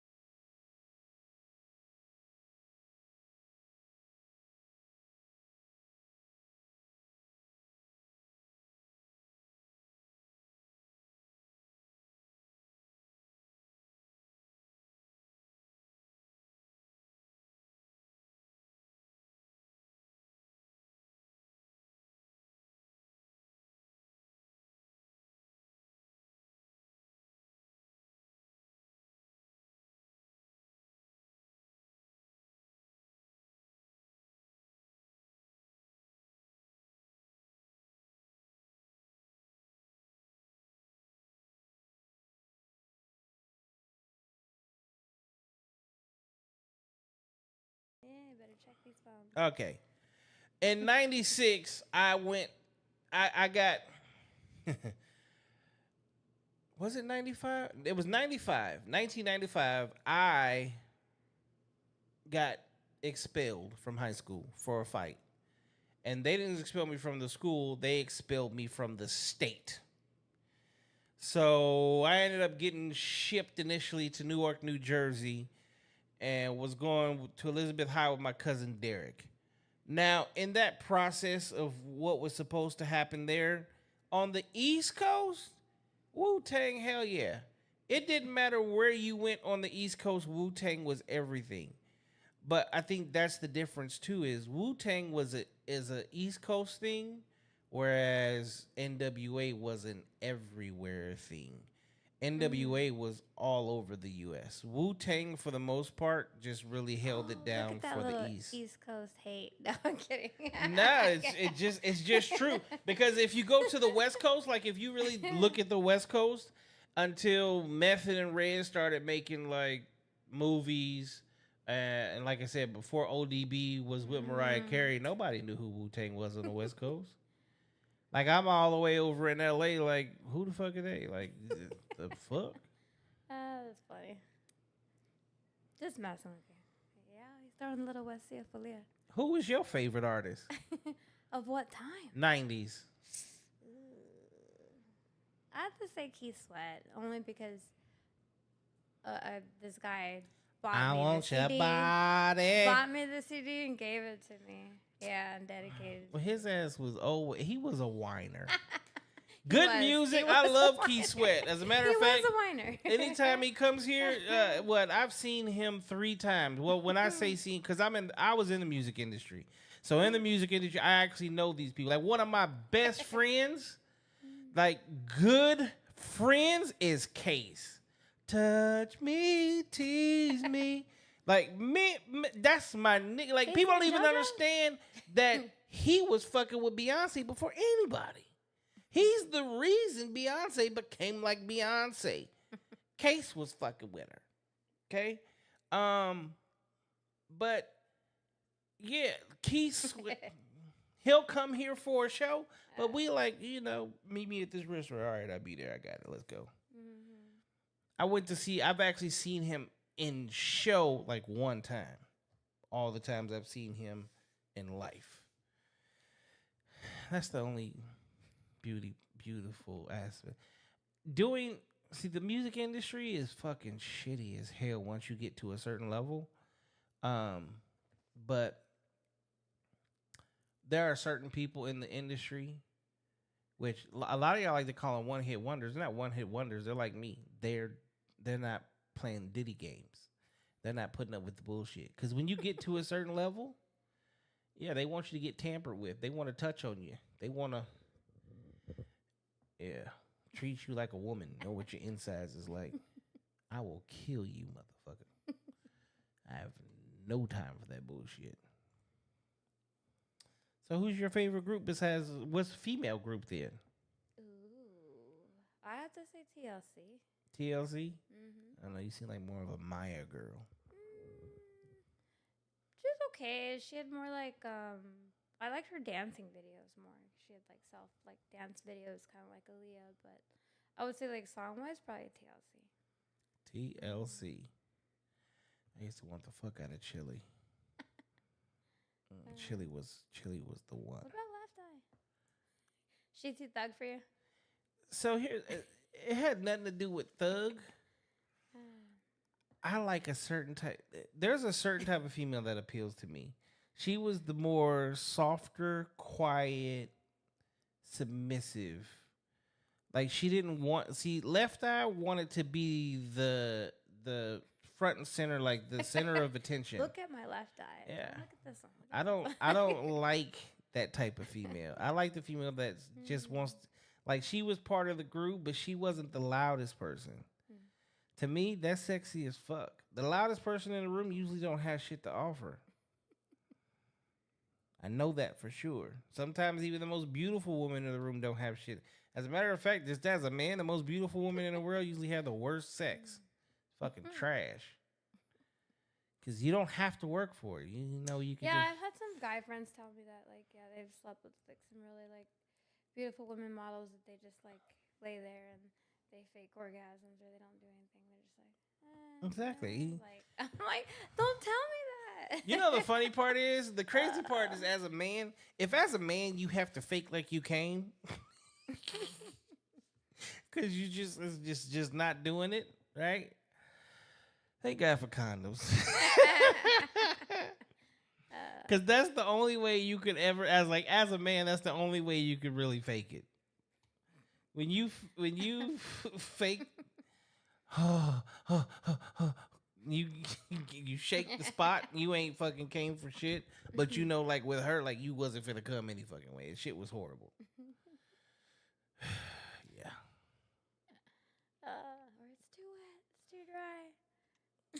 So there's no such thing as too wet. Now there is too. Well, there's That's no a whole such other, thing like, as thing. too wet. Squirters are the best. Dry. Usually, dry happens when with condoms. That's the only time I've ever had a female dry out. But the condom does that. Then the condom will break. Be careful. Trust me, I know. I know.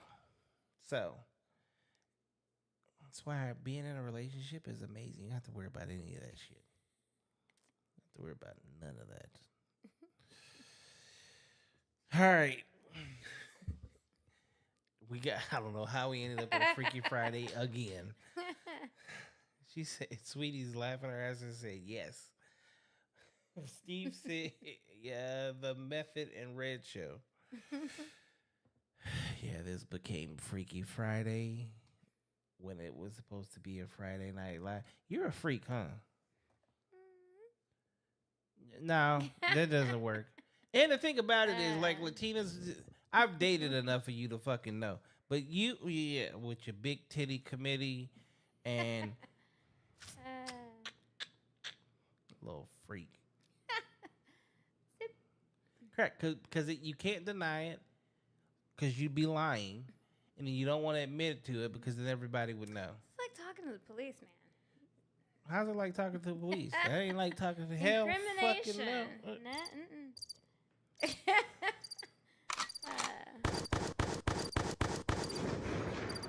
Ain't nothing wrong with a freak in life. We've all been there and done that.